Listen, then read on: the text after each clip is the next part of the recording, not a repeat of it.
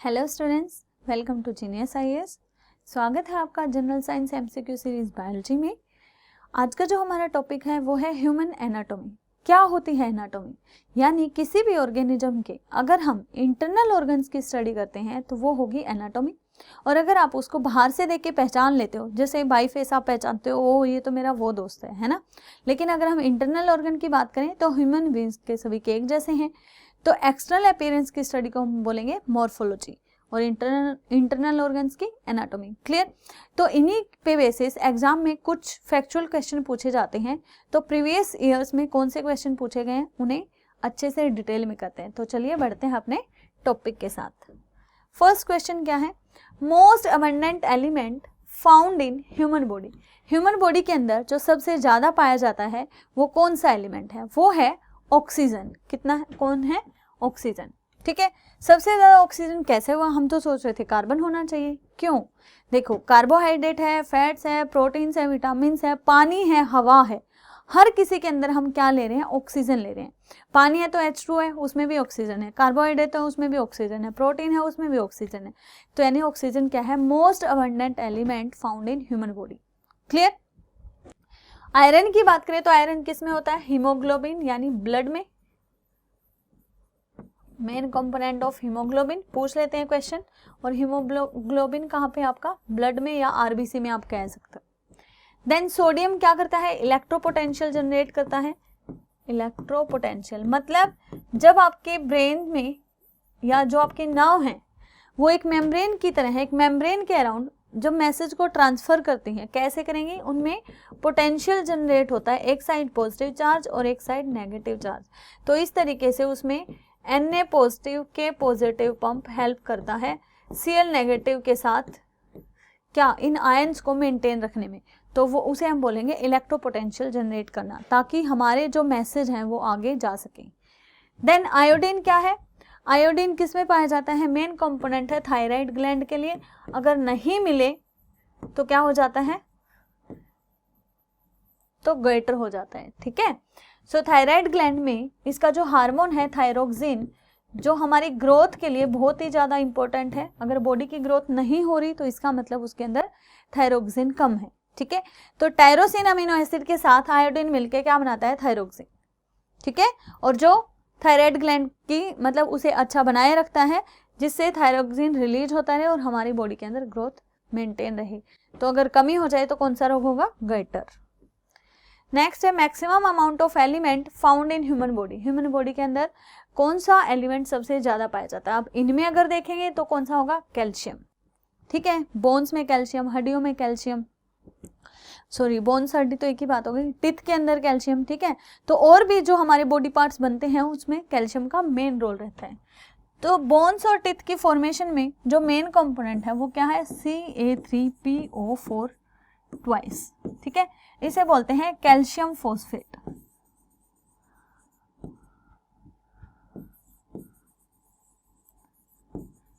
या कह सकते हो ट्राई कैल्शियम डाइफॉस्फेट। तो ये दोनों मिलके क्या बनाएंगे? बोन्स और टिथ की फॉर्मेशन करते हैं। सोडियम अभी हमने देखा, आयरन भी देख लिया किसका पार्ट है?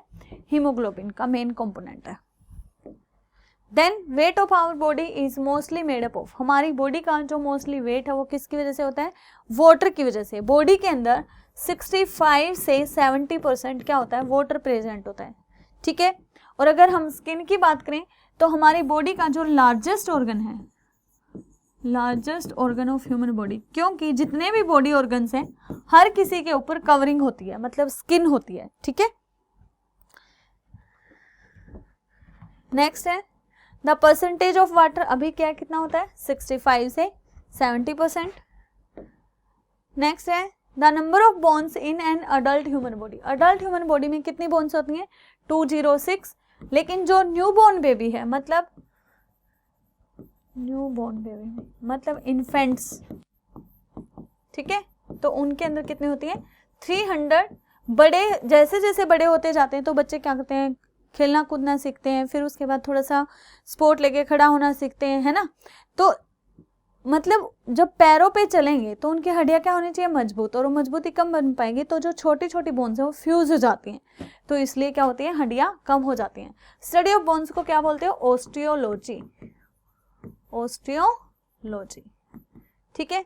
और स्किन का हमने क्या था अभी, तो स्किन की स्टडी होती है आपकी डर्मेटोलॉजी। जैसे स्किन से रिलेटेड कोई भी डिजीज हो तो आप कहाँ जाते हो, डर्मेटिस्ट के पास। Total volume of blood in normal adult human being, total volume यानी कितना ब्लड फ्लो कर रहा है आपकी बॉडी के अंदर, वो होगा 5 to 7 लीटर के अराउंड होता है। कैसे पता चला, देखो जो ह्यूमन का बॉडी है उसका जो हार्ट रेट है वो कितना है 72 पर मिनट, ठीक है। 70 से 75 पर मिनट होता है, तो एवरेज कितना है आपका 72, और पल्स रेट भी कितना होता है 72। तो ये जो अप्रोक्स आएगा वो कितना आएगा, अगर 70 से करोगे तो 4900 और 75 से करोगे तो ये थोड़ा बढ़ जाएगा, ठीक है। तो अप्रोक्स कितना आएगा आपका 5 to 7 लीटर के अराउंड। क्लियर। नेक्स्ट है at the age of 20 year the number of bones in human body is approximately, जब आप 20 साल के हो जाते हो तो जो नंबर ऑफ बोन्स है वो कितनी हो जाती है, मतलब जब आप छोटे थे, इमैच्योर थे, या 13 से कम थे, टीन नहीं बने थे, टीनेजर नहीं थे, तो चाइल्ड में ही थे, तो तब थी बोन कितनी 300, न्यू बोर्न में धीरे धीरे फ्यूज होती जाती हैं, और जब आप 20 में चले जाते हो, ठीक है, तो आपकी बोन हो जाती है 206। तो आंसर होगा नन ऑफ द अबोव, और 300 किस में है, न्यू बोन में। नेक्स्ट है which of the following is smallest bone in human body, human body के अंदर सबसे छोटी बोन कहाँ है, सबसे छोटी बोन होती है हमारी ईयर ओसिकल्स। ईयर ओसिकल्स कौन कौन सी होती हैं, ये रहा आपका मेलस, इंकस और स्टेप्स, ठीक है। तो स्मॉलेस्ट बोन कौन सी है, स्टेप्स, ठीक है। इसको बोलते हैं स्टेपिडियस भी लिखा आता है, smallest bone in human body.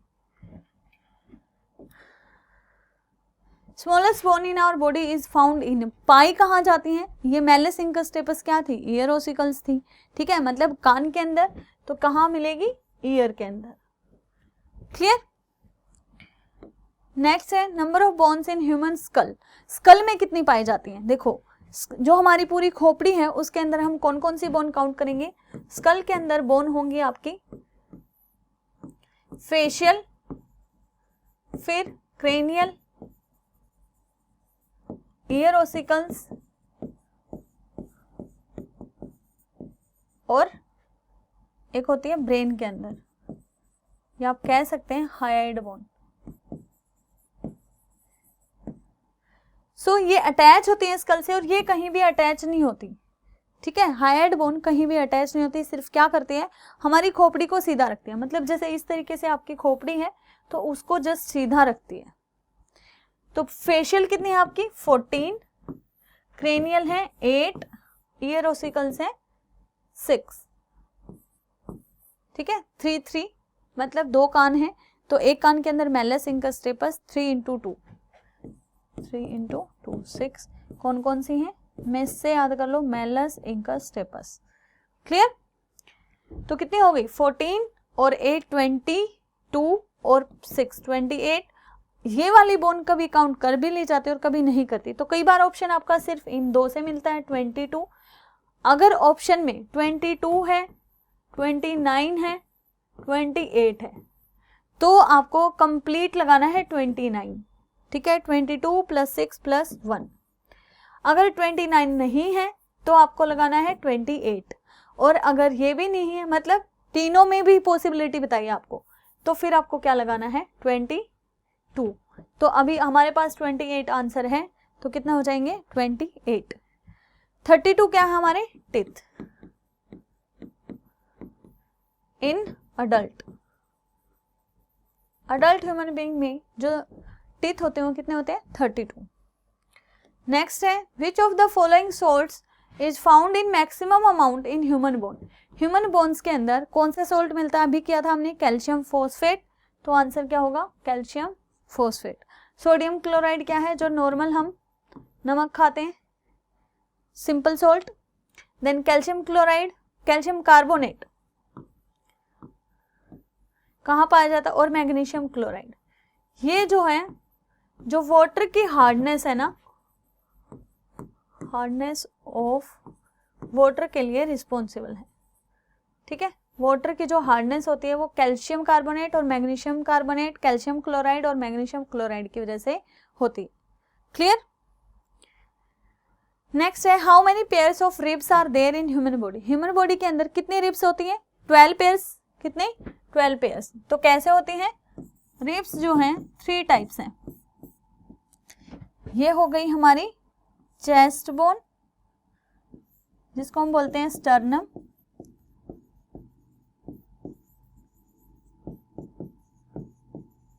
ठीक है। तो जो रिब्स हमारी इनसे अटैच होती हैं,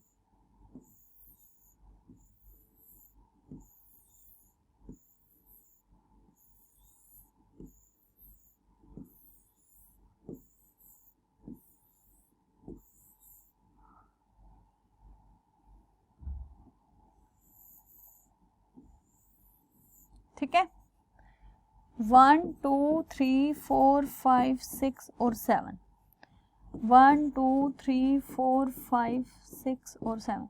तो जो फर्स्ट, इसको हम 3 में डिवाइड करेंगे, ट्रू, फॉल्स और फ्लोटिंग, ठीक है। जो 1 2 7 पेयर्स है ना, वो क्या है हमारे ट्रू रिब्स, जो डायरेक्टली अटैच हैं किससे? स्टर्नम से। फॉल्स रिब्स में आएंगे आपकी 8th 9th and 10th pair, 10th pairs, ठीक है। फॉल्स क्यों बोला? क्योंकि ये 7th वाले से अटैच होती हैं, डायरेक्टली अटैच नहीं होती, इस तरीके से, ठीक है। और जो 11th 12th रह गया आपका, 11th and 12th pairs,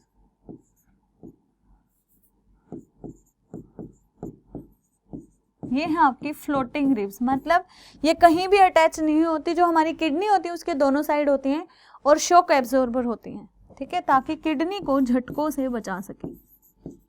shock absorber,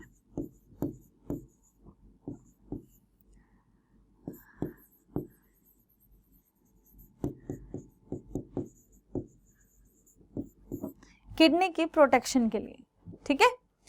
सो कितनी है टोटल? 12 पेयर्स। और अगर रिब्स का नंबर पूछे तो कितनी होंगी? 24। कहाँ है? 14 ये होगी, ठीक है, और 3 पेयर मतलब 6 ये और 4 ये। नेक्स्ट है इन human body leg bone it's. Leg bone कैसे होते हैं? देखो हमारी पूरी बॉडी का वेट ही किस पे है? लेग्स पे।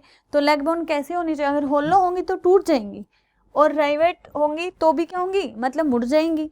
और पोरस होंगी तो मतलब अगर उनके अंदर छोटे छोटे पोर हैं तो उसके अंदर दरार आ जाएगी। तो इसलिए कैसी होनी चाहिए? सॉलिड। क्लियर? होलो किस में होती है? बर्ड्स में, क्योंकि उनकी उड़ने में हेल्प करते हैं, लाइट वेट हैं तभी बर्ड्स क्या हैं? उड़ पाते हैं। What is arthroplasty in surgery? Arthroplasty मतलब ज्वाइंट से रिलेटेड है। तो हिप ज्वाइंट की जो हम सर्जरी करते हैं, रिप्लेसमेंट करते हैं, वो क्या है? आर्थ्रोप्लास्टी। ओपन हार्ट सर्जरी को हम क्या बोलते हैं? Bypass surgery. या फिर हार्ट की सर्जरी को हम बोलते कि आपकी आर्टरीज या वेन्स में कोई ब्लॉकेज है, वो नैरो है तो उसे ओपन करने के लिए, मतलब ब्लॉक हो गई है तो उसे बिल्कुल सही करने के लिए, अगर नहीं हो सकती तो एक्स्ट्रा कोई अलग से आर्टिफिशियल आर्टरी लगाने के लिए, तो वो होती है बाईपास सर्जरी। और दूसरा हम हार्ट से रिलेटेड कौन सी सर्जरी करते हैं? एंजियोप्लास्टी, ठीक है। किडनी ट्रांसप्लांटेशन के लिए हम करते हैं डायलिसिस, मतलब आपकी किडनी ने काम करना छोड़ दिया है तो आर्टिफिशियल किडनी का यूज करते हैं। नेक्स्ट है how many pairs of nerves arise from spinal cord. जो नर्व हैं स्पाइनल कॉर्ड से होते हैं 31 पेयर्स, क्योंकि हमारे लेग्स और हैंड्स सभी की नर्व्स वहाँ अटैच होती हैं। और क्रेनियल नर्व है आपके 12, क्रेनियल नर्व जो डायरेक्ट ब्रेन को फिर मैसेज पहुंचाएंगे हर एक बॉडी ऑर्गन से। क्लियर? 33 क्या होते हैं? टोटल नंबर ऑफ 33 नंबर क्या होते हैं हमारे अंदर? वर्टिब्रे। वर्टिब्रे यानी जो भी कार्टिलेज प्रेजेंट होते हैं कहाँ पे? हमारी स्पाइनल कॉर्ड के ऊपर। पीछे आपने ऐसे छल्ले से देखे होंगे, ये स्पाइनल कॉर्ड है और इस पे ऐसे रिंग्स लाइक स्ट्रक्चर होते हैं, वो होते हैं हमारे वर्टिब्रे, ठीक है। नेक्स्ट है a healthy human being excretes following litres of urine in 24 hours. कहने का मतलब ये है एक दिन में जो ह्यूमन बीइंग है वो कितना यूरिन एक्सट्रैक्ट करते हैं, वो करते हैं 1.5 से 1.8 लीटर पर डे। ठीक है। नेक्स्ट है the bones are held together by, यानी दो बोन को आपस में मिला के रखा जाता है किसके द्वारा, इलास्टिक टिश्यूज, मतलब वो मुड़ फिर सकते हैं ना, घूम सकती हैं बोन्स आपकी, तो वो क्या है, वो है लिगामेंट्स। और जो बोन्स को मसल से कनेक्ट करता है, बोन टू मसल, वो होते हैं टेंडन। नेक्स्ट है plaques formed on teeth. Teeth के ऊपर आपको पता है कि ब्लैक ब्लैक कलर के प्लेक्स हो जाते हैं, तो वो कब होते हैं कि रात को आपने ब्रश नहीं किया तो खाना आपने खाया था, छोटे मोटे फूड के जो पार्टिकल रह जाते हैं, और स्लाइवा भी होता है, वहाँ पे एसिड भी रिलीज होता है, और उनके ऊपर जब बैक्टीरिया अटैक करे तो सारी चीज़ें जब प्रेजेंट होंगी तो क्या होगा, वो शुगर को एसिड में कन्वर्ट कर देता है। तो इस तरीके से प्लेक्स की फॉर्मेशन होते हैं। तो food particle plus saliva plus mouth acids plus bacteria. ठीक है। नेक्स्ट है no pain is felt while cutting the nails. जब हम नेल्स को काटते हैं तो हमें कोई पेन नहीं होता। क्यों नहीं होता? क्योंकि हमें पता है जो बढ़े हुए नेल्स है वो क्या है, डेड सेल्स हैं, और डेड सेल्स को जब हम काटेंगे तो यानी उनके अंदर कोई ब्लड सर्कुलेशन नहीं है, इसलिए हमें पेन फील नहीं होता। So nails are made up of material of dead cells in which there is no blood circulation. तो यही हो जाएगा आपका A answer. Which of the following are required for the formation of bones and teeth? Bones और teeth की formation के लिए हमें क्या चाहिए, हमने पढ़ा था कैल्शियम फॉस्फेट, मतलब कैल्शियम और फॉस्फोरस चाहिए। तो क्या होगा इसमें से, कैल्शियम और फॉस्फोरस। क्लियर। नेक्स्ट है Which of the following nutritional element is not essential for the formation and strengthening of bones and teeth? Bones और टीथ के अंदर फॉर्मेशन में और स्ट्रेंथनिंग में कोई हेल्प नहीं कर रहा, ऐसा कौन सा एलिमेंट है? तो वो होगा आपका आयोडीन, क्योंकि कैल्शियम और फॉस्फोरस से बोन्स और टीथ की फॉर्मेशन होते हैं। और जो इनेमल होता है हमारी बॉडी का हार्डेस्ट पार्ट, यानी टीथ के ऊपर जो शाइनी कवरिंग होती है ना, बहुत थिन लेयर, वो सबसे हार्ड पार्ट है बॉडी का, hardest part of body.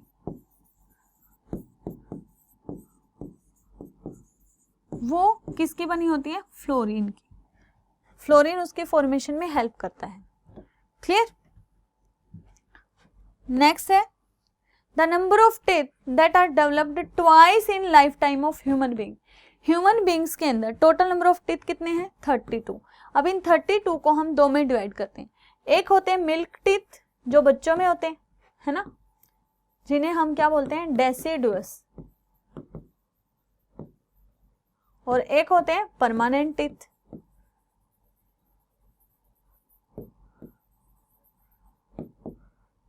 Total कितने हैं? 32। तो मिल्क टीथ का यानी बच्चों के अंदर जो फॉर्मूला होगा 2102 बाई 2102 इंटू 2, यानी जैसे हमने बीचों बीच यानी सिमेट्रिकली बना लिया। एक साइड का अपर पार्ट में कितने दांत हैं आपके? 2102, मतलब ये हैं इंसिजर्स, कैनाइन, प्रीमोलर और मोलर।